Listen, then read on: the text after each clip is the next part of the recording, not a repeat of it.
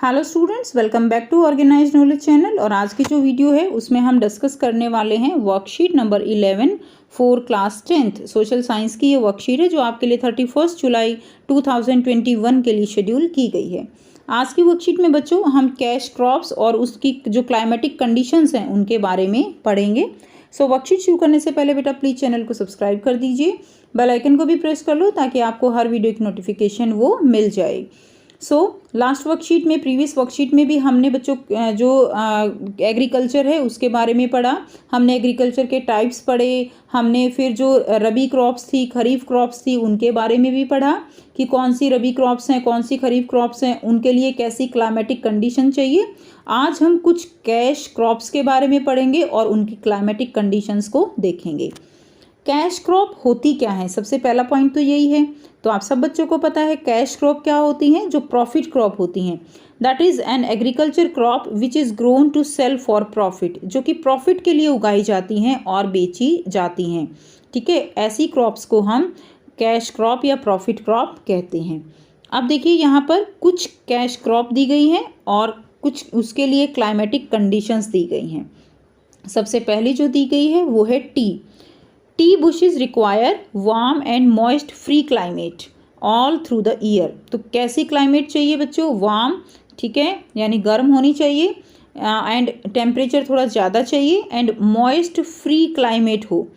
Frequent showers evenly distributed over the year, यानी पूरा साल जो है वो क्या चाहिए, या इसको बारिश चाहिए। रेन जो है पूरा साल चाहिए, लेकिन इसकी एक मेन जो बात है वो है कि टी को पानी उसकी जड़ों में रुकना नहीं चाहिए, यानी ये ढलान पर उगाई जाती है।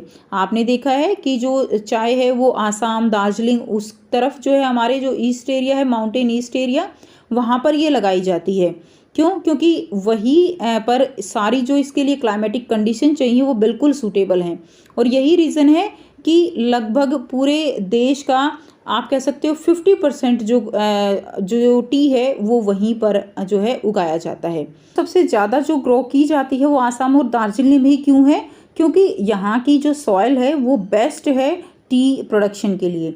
यहाँ की सॉइल में बच्चों एल्यूमिनियम है, आयरन है, इवन दार्जिलिंग की जो सॉइल है उसमें पोटाश वो सबसे ज़्यादा है, फॉस्फोरस ज़्यादा है। और पोटाश और फॉस्फोरस ज़्यादा होने के कारण यहाँ की जो दार्जिलिंग की चाय है उसमें एक अलग ही फ्लेवर है। क्लियर है? तो इसीलिए जो इसकी कंडीशंस हैं वो वहाँ पर सूटेबल हैं, इसीलिए सबसे ज़्यादा प्रोडक्शन टी का वहीं पर होता है। इसके अलावा ये बहुत ही आप कह सकते हो लेबर वाली क्रॉप है।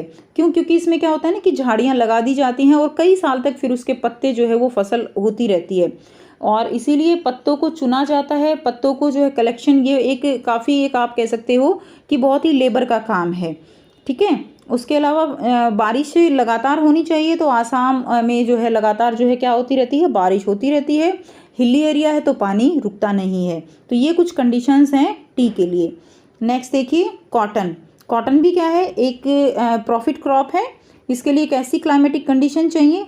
Warm and moist Frost free climate चाहिए ऑल थ्रू द ईयर।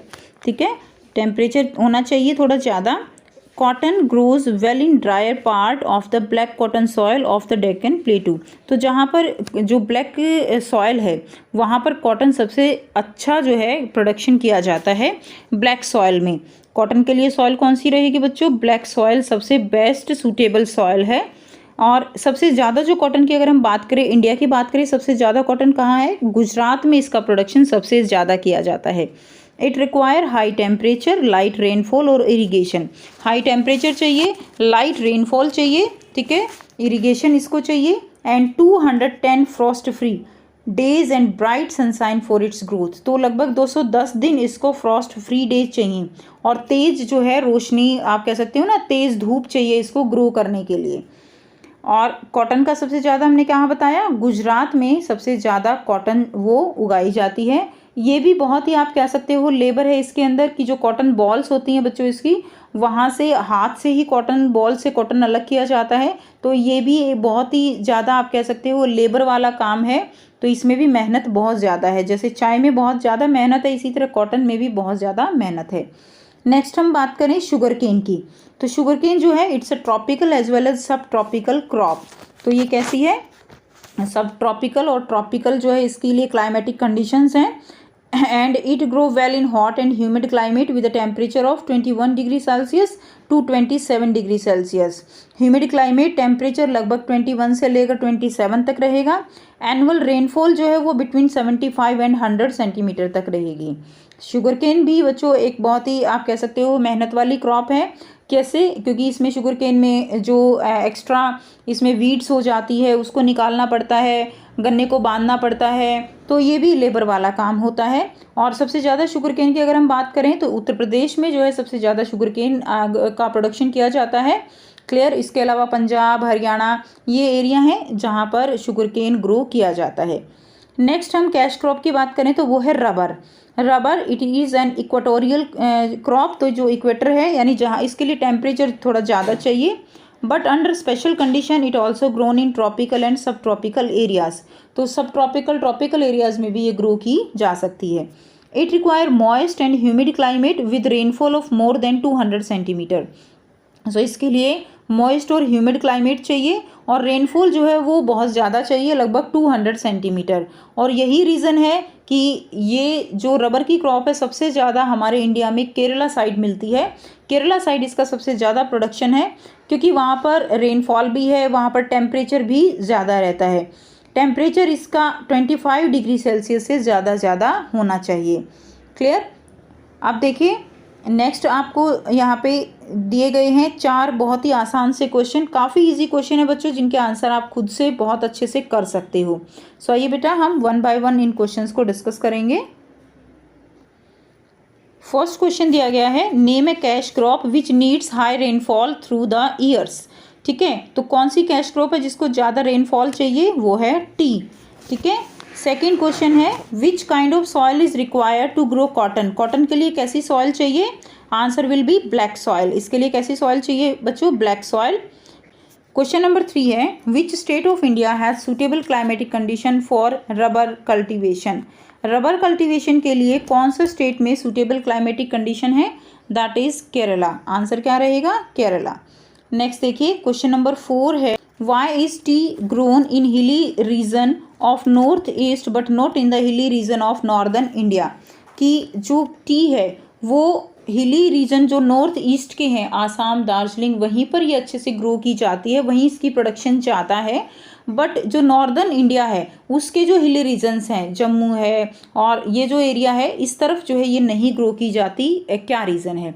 तो बेटा रीज़न इसकी क्लाइमेटिक कंडीशंस है। जो इसकी कंडीशंस चाहिए इसको ग्रो करने के लिए वो आसाम, दार्जिलिंग साइड ही इसको प्रॉपर कंडीशंस मिल पाती हैं।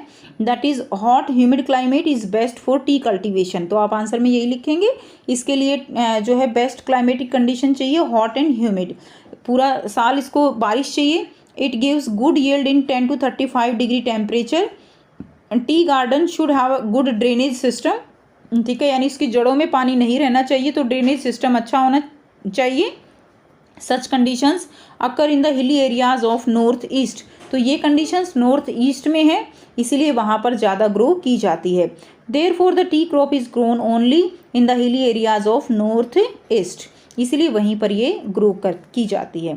सो ये थी आपकी आज की एसएसटी की वर्कशीट। आई होप स्टूडेंट्स आपको बच्चों वर्कशीट क्लियर है।